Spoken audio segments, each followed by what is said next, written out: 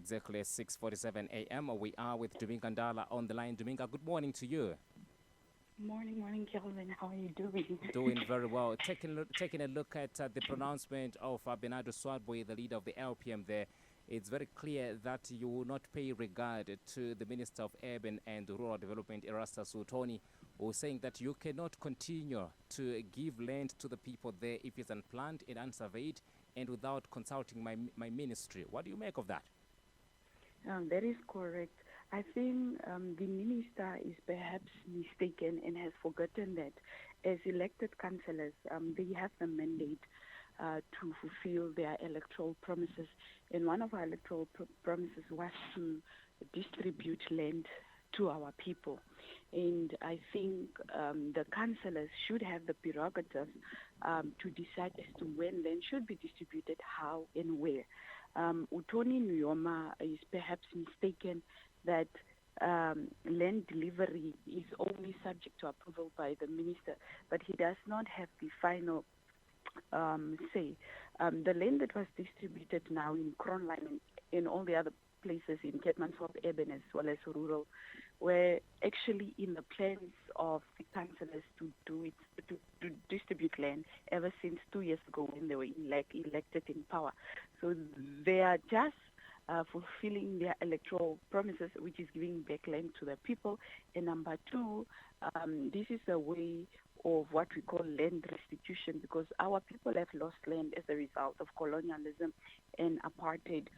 Utoni Nuyoma was informed, Erastus, was informed of this exercise 2-3 years ago, but because of the bureaucratic levels or processes and red tape in government, obviously, it has not materialized. Not only that, and also because of the political sabotage that is there, because he is looking at it from the perspective that LPM is giving land to its people, and then it means that the electorates will give us another mandate. But he's not looking at it from a perspective that the people are being empowered, they are being given land back as it should be. So I think the letter that Erastus wrote to our councillors, it's rather a very, if we have to put it, it's a joke.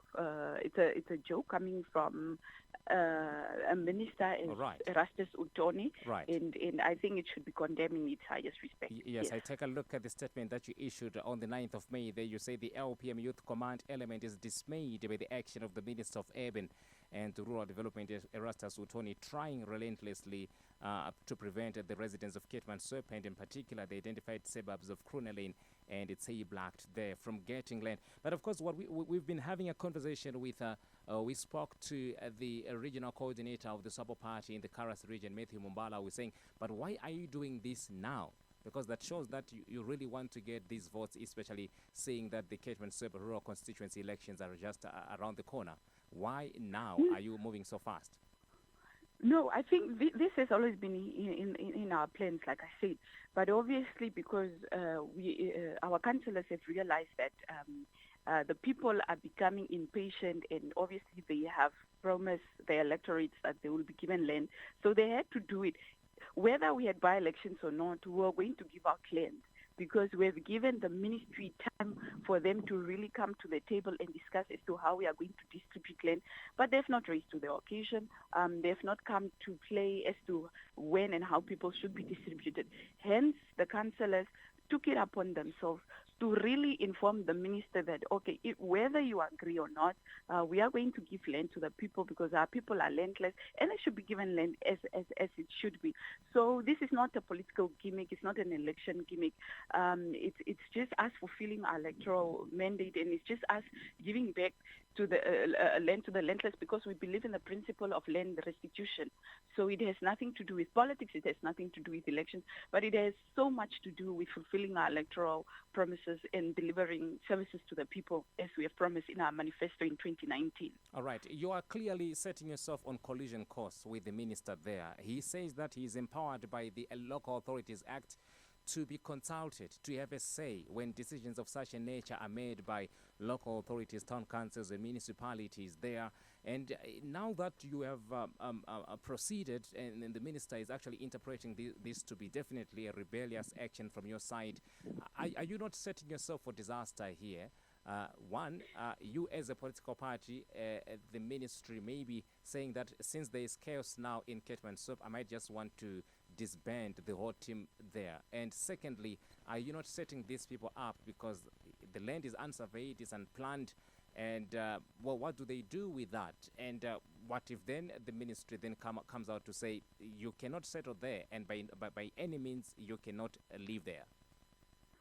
Well, like I said, the minister has or the ministry rather has a lot of bureaucratic processes that are in place.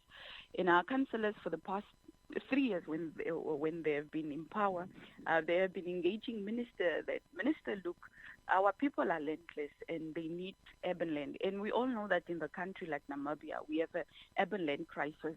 Let's not even talk about the restitution of commercial land, but urban land crisis in itself. And most people that are affected are our young people. And due to that, I think it was actually a bravery act for councillors to actually distribute land, and they have given what we call PTOs, which is permission to occupy certificates.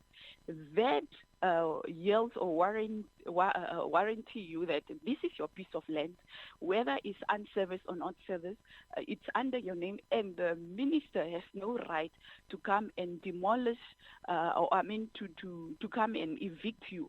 So already that we have given that. We are not setting ourselves up for disaster, but actually we have taken a step, and that step should be commended, and all councillors should actually follow that step, because the minister is very bureaucratic, he's very slow, and perhaps he's not competent to run that ministry, because we are, as the Landless People's Movement, we are not the only party that has complaints that the minister is very, very slow in terms of approving projects, land, and so forth, and obviously, especially in places where the party where he's coming from, they are not governing.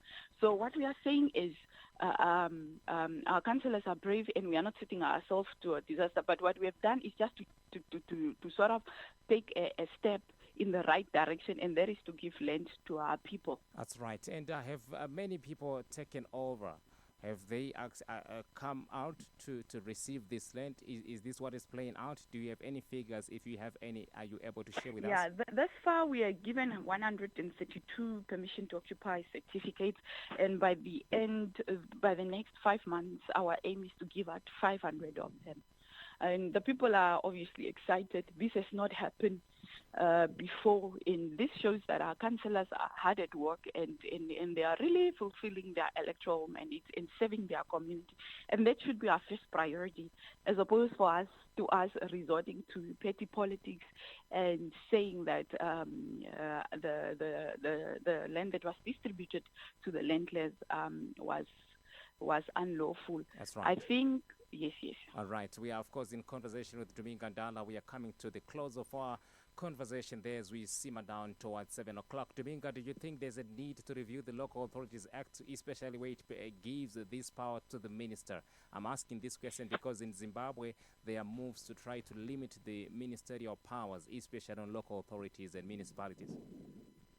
Yeah, definitely. I think we are one of the parties that have always been a staunch believer that the minister should not be given so much powers, because if we believe in the principle of separation of power, and as well if we have policies such as the Decentralization Act of 2003, the minister, and obviously if we believe in the principle of decentralization of power, so the minister should not be given a lot of power, because local authority or local government should be about the community, and it should be about those that are entrusted at that power politically. So I think we should look at the act, review it, and see to how and see to how which powers the minister should be given, because obviously we live in a very highly political contested environment. Right. And obviously, if the councillors of the governing party where the minister is coming from, if they are not proactive or if they are not serving their communities, the minister might block councillors from other political parties or coalitions where they are really serving their community. So there are those types of dynamics that we need to look at and really review. All right, Dumi Gandala of the Landless People's Movement there. We appreciate the time that you gave us. Good morning to you once again, and do have a very productive remainder of the day. Thank you so much. Bye. That's all right. 3 minutes to go to 7 o'clock, the time right here on the station. The Landless People's Movement leader, Benadu Sarboy, saying that we stand by our stance and will not be